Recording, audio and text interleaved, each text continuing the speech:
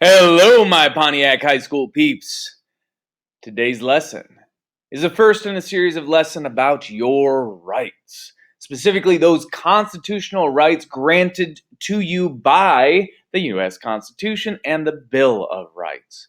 Today, we're going to be focusing on how and why the Bill of Rights were added to the U.S. Constitution. So, the framers, that is, those people who wrote the Constitution, believed the Constitution created a weak enough government that they didn't need a Bill of Rights.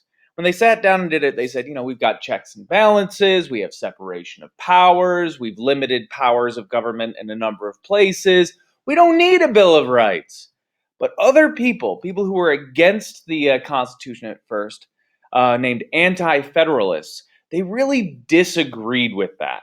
They said, there's no guarantees in here. We need that guarantee. Show me the guarantee. And they fought against the ratification until the Federalists promised to add one. And then when James Madison, and other leaders of the Federalists at the time agreed that it couldn't hurt to add a Bill of Rights, it was added and the Constitution was ratified. So how did they add it? Well, the Constitution requires that states and national governments agree to any amendments to the Constitution. So it had to be something that Congress, our federal government, agreed to, and that each of the states agreed to as well. It's right there in the Constitution that that's how an amendment has to be done. It has to be proposed through Congress or by the states, although it's always through Congress. And it has to be ratified by the states. All right, amendment proposal. How do we formally propose an amendment? Well, there are two ways. 2/3 of both houses of Congress, that is the House of Representatives and the Senate, propose an amendment if they agree to that amendment. Just like when a bill becomes a law, the wording has to be the exact same, but if 2/3 of both the House and the Senate can agree, they will officially propose an amendment. 27 out of our 27 amendments have been proposed this way. The alternative way, which is possible, is that 2/3 of state legislatures request that Congress call a national convention. And we have this big convention called, and they discuss, they debate, and they officially propose an amendment. We have never had an amendment proposed this way, but in the Constitution, it remains a possibility. And every few years or so, there are calls to do things this way.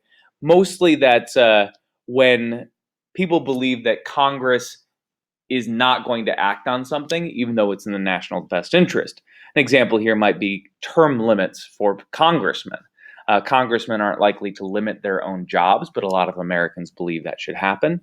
So we could do it through the second route. We just never have. Amendment ratification. So just like the other one, there's just like proposals, there's two ways to ratify or officially pass an amendment. And one of those, 3/4 of state legislatures have to agree to it. So 3 out of every 4 state legislatures has to be on board, and if they're on board, we can pass that amendment.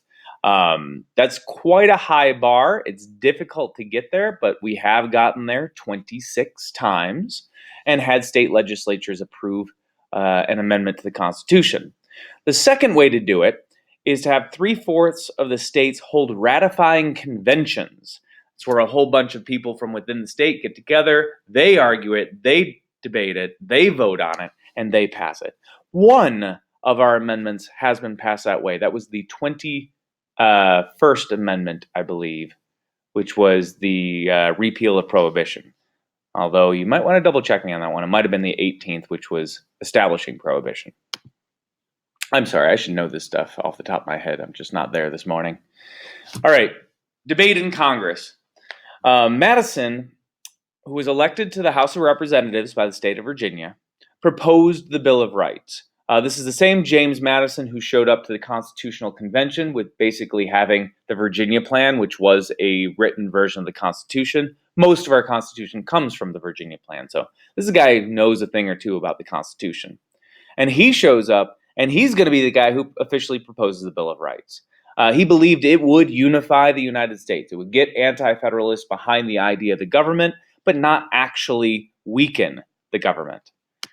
Now, in preparing the Bill of Rights, Congress debated these bills, which was originally 12 amendments. They debated them for 2 months. It took 2 months of debate before they officially proposed those amendments to the states. They based a lot of the rights in the Bill of Rights off of similar British documents. They weren't reinventing everything. They were borrowing things that they liked from British governments and British guarantees and simply putting them into an American document. Although a few of them were expressly anti-British, such as the Third Amendment, which is that you can't be forced to have British soldiers, or really any soldiers, in your house. Okay, proposal and ratification. Congress proposed 12 amendments to the states to consider. By 1791, the states had ratified 10 of those amendments. We consider those 10 that were passed to be the Bill of Rights. However, it's worth noting that the 11th was passed. It was just passed in the 1970s, I believe. So it had to wait a little while before it was actually made into law. These amendments were placed at the end of the Constitution, and since then we have had an additional 17, which we will get to in a couple of lessons, but that is all for today. Thank you for joining me today. I hope you learned something, and farewell.